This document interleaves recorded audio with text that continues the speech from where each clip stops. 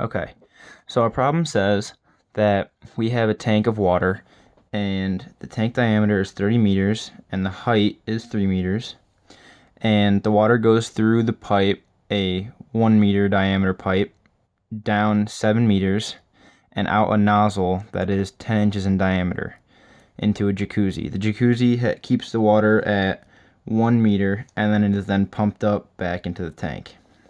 Now, there's a few assumptions. There's the assumption that we have 100% efficiency and that there is no heat transfer and that the tank and jacuzzi depth are constant. The question is, what is the power of the pump and is a chiller necessary? So we know that power is equal to the mass flow rate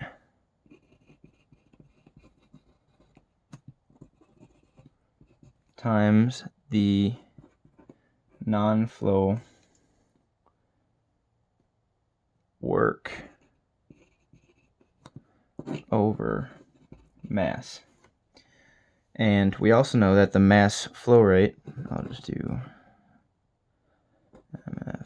MFR, is equal to the density times the velocity times the area.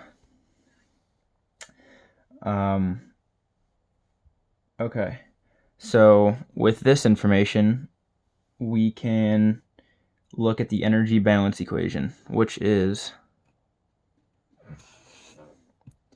it is change in pressure, oh, that's a P, change in pressure over density plus gravity constant times the change in height plus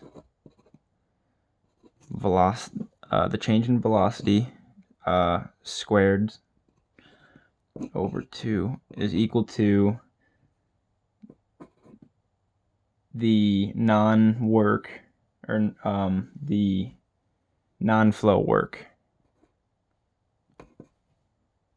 over mass minus the internal heat, internal energy minus heat over mass. Now, the viscosity is, there's no viscosity, so friction is negligible. So we can instantly get rid of that. So for our positions, we're going to choose one up here and 2 down here. So with this given information, we can set the non-work flow equal to 0. So then we get change of P over density plus gravity constant times change in height plus velocity at position 2 squared minus velocity at position 1 squared over 2 equals 0. So we know that since we're choosing this spot up here, we know that the pressure up top, so P1 is equal to 0 because it's just atmospheric. We know that the height at 1 is equal to 0 because that's how we set our values. And then the velocity at 1 is also equal to 0. Now, the pressure at 2 is equal to rho GH. In this case, H is just equal to 1 meter because the height of the water at the bottom. So this could also be just rho G. We know that the height at 2 is equal to -10 because that's the total drop. So 3 plus 7 is 10, and it's going down from 1, so it's -10. And then we're trying to solve for the velocity. Oh, I'm sorry, I didn't know you could see that. Okay. So from here, we can just change this to P2 minus P1 over rho plus G H2 minus H1 plus v2 squared minus v1 squared over 2 equals 0. So we plug in our values.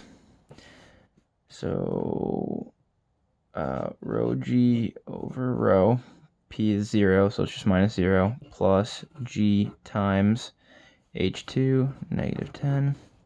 There's h1 is 0, plus v2 squared over 2, and then v1 is 0, and it equals to 0. Okay, from here we can cancel out more, so we get rho, rho gets canceled out. So we get g plus, minus 10g plus v2 squared over 2, which is also equal to negative 9g plus v2 squared over 2 equals 0. And then we end up getting v2 is equal to radical 18g. Okay, now from here, so now we have the velocity. So now we're going to find the area. So we have that area is equal to pi diameter over 2 squared, or d over 2 is just r. Now we have that the diameter of the pipe, in this case it's going to be the diameter of the nozzle, is 10 inches, and we want to convert that to meters, so we do 1 foot for 12, that's 12, that should be 12, for 12 inches, and then 1 meter for 3.2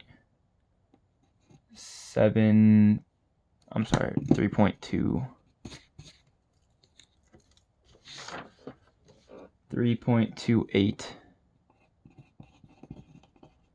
feet.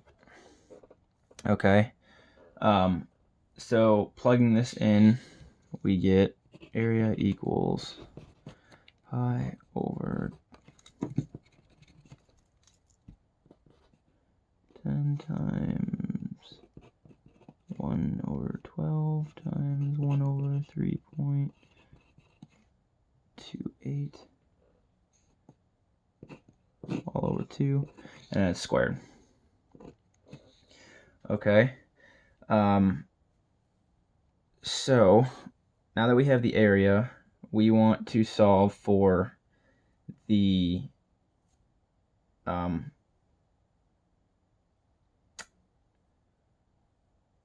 we want to find how much energy it is to go from the bottom, so we'll call this 3, this position 3, how much energy it takes from it to get to the bottom, from the bottom to the top. So we'll just say back at 1, so we'll go from 3 to 1. Okay, so we need to put everything back into this equation, the balance energy equation.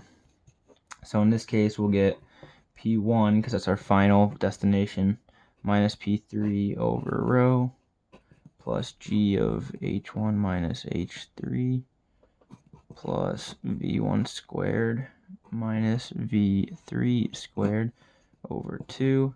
And then that is going to give us our non-work flow over mass. Now, the velocity has to be 0 in this case, because if there was a change in velocity, then the tank level, like the water level, would be not the same. So we can instantly cancel that out. Okay, now looking at this, we know that at P1, just like the first one, P1 is equal to 0. we know that the height at 1 is also equal to 0. The pressure at 3 is equal to rho g, same as what we did up here. And then the, I'm sorry, not pressure, the height at 3 would be equal to negative 10 meters. Okay, so we can plug that in and we end up getting 0 minus the pressure rho g over rho plus g negative 10. Oh, that becomes a plus 0 minus negative 10. And then that equals the non-work flow over mass. Okay. This eventually becomes gravity plus, I'm sorry, the negative gravity plus 10g, which is equal to 9g, and 9g is equal to the non-work flow over mass. Okay, so now solving for power, we said that power equals the mass flow rate times non-work flow rate over mass. So the mass flow rate is equal to rho VA. So rho, we know that our V, we solve for it. We know that our V is radical 18g. So radical 18g times our area, which we solved for as pi times 10 inches, 1 over 12 times 1 over 3.28 all over 2 squared. Okay, and then we have to multiply this by our non-flow work, or our over our mass, which we found to be 9g. And so this is your answer. If you're using the density for water, which you should be, if you're using it in kilograms over meters cubed, I believe this comes out to be around 60,000. But to answer the question about the chiller, is it necessary to have a chiller? The answer is yes, because the pump keeps adding energy into the system and there's no energy to take it out. If there was no chiller, then the energy would just keep adding up and adding up and adding up. But the chiller is necessary because it eventually, it has to take energy out.